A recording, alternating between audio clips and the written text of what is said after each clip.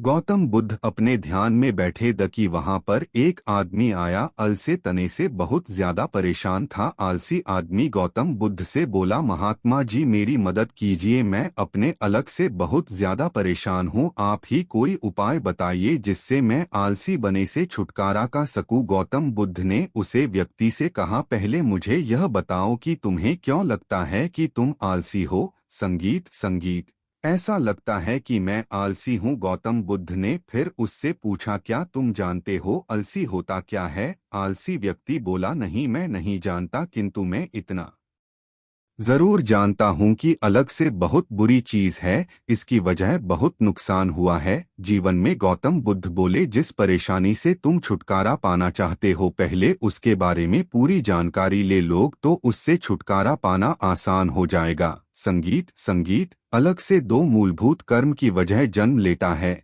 एक है शारीरिक और दूसरा है मानसिक। शारीरिक कर्म में पहला कारण है गलत तरह भोजन कर रहा। हम सभी जानते हैं कि हमारे शरीर को भोजन से ऊर्जा मिलती है।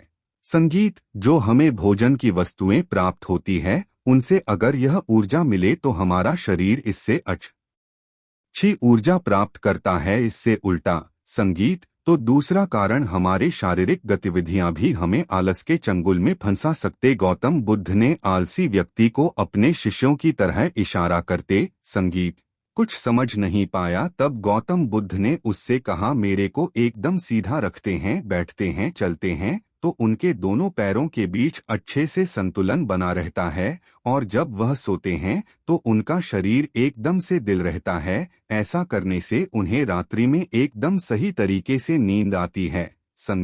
आलसी व्यक्ति बोला, लेकिन नींद तो अलग से एक स्वरूप है। खुद बोले, इस बात को आगे बढ़ते हुए कहा, नींद कम मात्रा में लोग तो तुम्हें अगले दिन थकान महसूस होगी और ऐसा करने से शरीर में आएगा। इसीलिए नींद को ना ज्यादा ना कम, एकदम सही मात्रा में लेना अति आवश्यक। व्यक्ति बोला, अब मानसिक कर्म के बारे में सबसे पहले हमारी पुरानी गलत धारणाएं। अक्सर ऐसा होता है कि हम पहले जिन कामों में असफल हो चुके हैं हमारे अंदर ऐसे भावनाएं बन जाते रहेंगे जिस वजह उसे कम को करने में आलस आता है। ऐसे धारणाओं से छुटकारा पाना एकमात्र उपाय संगीत क्योंकि असफल होने के बाद हम उससे काफी कुछ सीखें।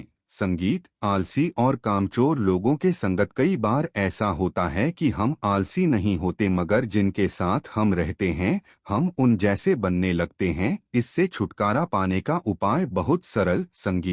से व्यक्तियों से दूर रहो, ऐसे व्यक्तियों के संगत में रहो जो अपने कम को बड़ी लगन से करते हैं और तुम्हें कुछ सिखा पाए। गौतम बुद्ध ने तीसरा कारण बताते हुए, सबसे बड़ा कारण है कम को कल पर डालते रहना। यह कारण इतना शक्तिशाली व्यक्ति को बर्बाद कर सकता है। इससे बचने का सबसे आसान उपाय गौतम बुद्ध ने आलसी व्यक्ति से एक सवाल पूछा, मान लो तुम किसी रेगिस्तान में फंस गए हो और तुम्हें प्यास लगी है तो तुम क्या करोगे। रेगिस्तान के आसपास कोई गांव की तलाश करूंगा जहां पर मुझे पानी मिल सके। गौतम बुद्ध बोले, अगर तुम्हें काफी देर ढूंढने पर भी पानी ना मिले तब तुम क्या करोगे। नहीं, गौतम बुद्ध बोले, बिल्कुल सही, और यही है अब सुनो पांचवें कारण के बारे में। गौतम बुद्ध बोले, सोचो कि तुम्हारे पास काफी सारे सोने के गहने हैं जो तुम्हें एक जगह से दूसरी जगह लेकर जाना है।